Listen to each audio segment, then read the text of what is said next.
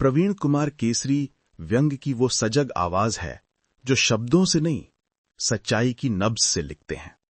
उनकी कलम मुस्कान भी देती है और चुभन भी छोड़ जाती है। कभी व्यवस्था की दीवारों में दरार डाल देती है और कभी हमारे भीतर के मौन को बोलना सिखा देती है। लेखक, कवि, गीतकार और अधिवक्ता ये उनके पेशे नहीं, एक विचार के चार रूप हैं। उनका मकसद सिर्फ लिखना नहीं, बल्कि सच को सलीके से कहना और समाज को आईना दिखाना है। इस बार वे लेकर आए हैं अपनी नई व्यंग रचना, मरते दम तक गंगाजल, जीते जी पेप्सी कोला।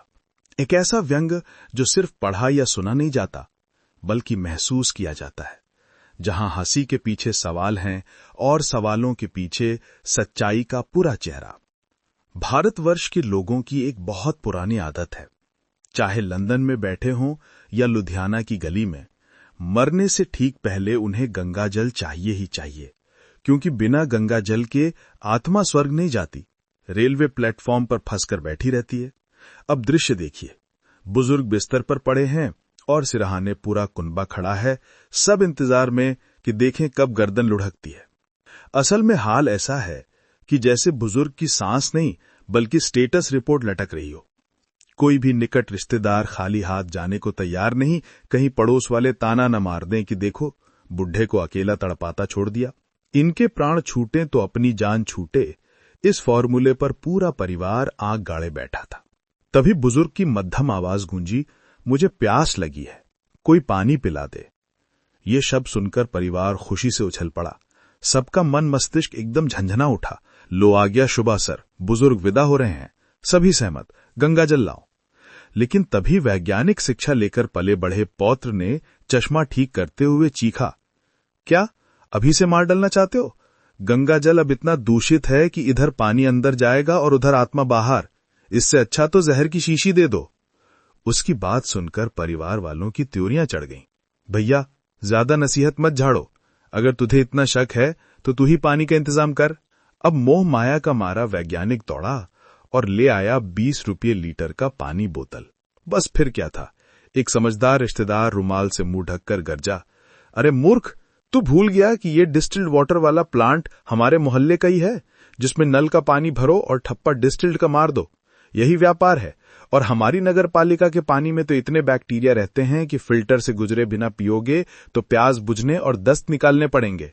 फिर यहां बुजुर्ग नहीं, पूरा का पूरा परिवार भर्ती मिलेगा।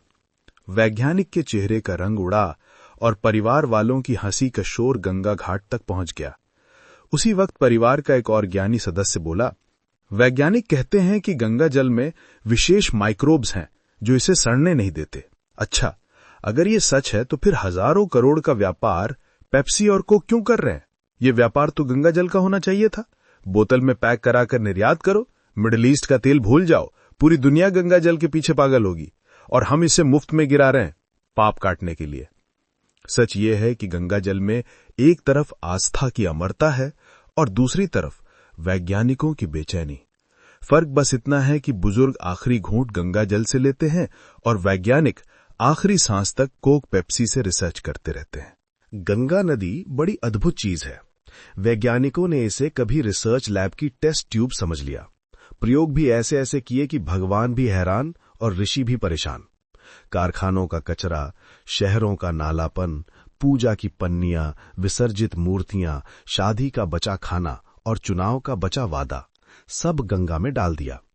मानो गंगा जी कोई सर्विस सेंटर हो, जहां गार्बेज डालिए और बदले में टिकट कटवाकर पुण्य ले जाइए। लेकिन इन सब के बावजूद गंगा जल में कीड़े नहीं लगते। यानी चाहे जितना जहर परोसें, कीड़ों को भी समझ आ गया है कि भाई यहां टूरिस्ट जोन नहीं है, पेट खराब हो जाएगा। वैज्ञानिकों ने बड़ी कोशिश की। किसी ने महीनों तक गंगा का पानी जमा कर रखा, फिर भी कीड़े ने कहा, माफ करिए, यहां दाखिला नहीं। ये तो ऐसा हुआ जैसे फ्लाईओवर की खाने की दुकानों में छोले भटूरे पर मक्खियां भी बैठने से मना कर दें। अब आम जनता की समझ बहुत सीधी है। वो कहती है, गंगा जल सड़ती नहीं, चाहे भैया जहर ही क्यों ना मिला दो, इसमें भगवान की कृपा है। वहीं वैज्ञानिक कहते हैं ये कोई केमिकल प्रॉपर्टी थोड़े हैं, बस दुर्भाग्य ये है कि अगर आदमी ज्यादा पी ले तो आदमी अमर होने से पहले ही मर जाता है। लेकिन भारत जैसे देश में इसे पीने वालों की भी कमी नहीं है।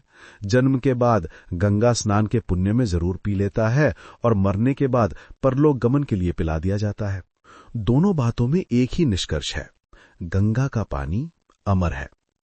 इस पर भी वैज्ञानिक खुश हैं कि कम से कम कीड़े तो नहीं पनप रहे। कीड़ा भी यहां ठहरने की हिम्मत ना करे तो समझो गंगा अब कीटाणुनाशक दवाई के रुतबे तक पहुंच गई है। अभी अलग बात है कि आम आदमी कह रहा है कि आज इंसान की हालत ऐसी है कि अभावों में ही दम निकल जाए। गंगा जल की अद्भुत जीवाणु निरोधक क्षमता आज भी रहस्य है। इंसान दूषित कर चुका है, पर गंगा ने अभी भी कीड़ों को किराएदार बनने की इजाजत नहीं दी। भारत ऋषि और कृषि प्रधान देश है।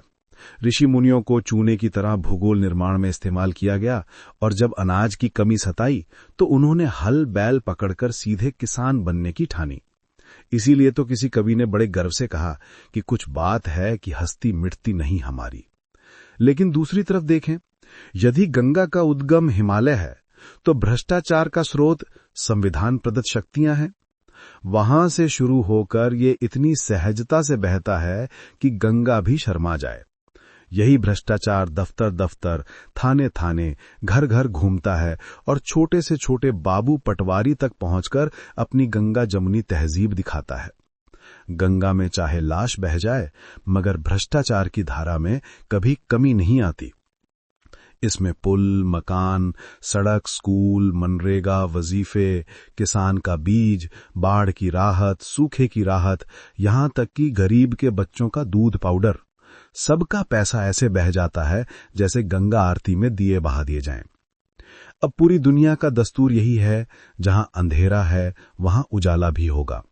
फर्क बस इतना है कि अंधेरा अक्सर प्राकृतिक आपदा से आता है और उजाला कभी कभी इंसानों की ईमानदारी से झलक जाता है।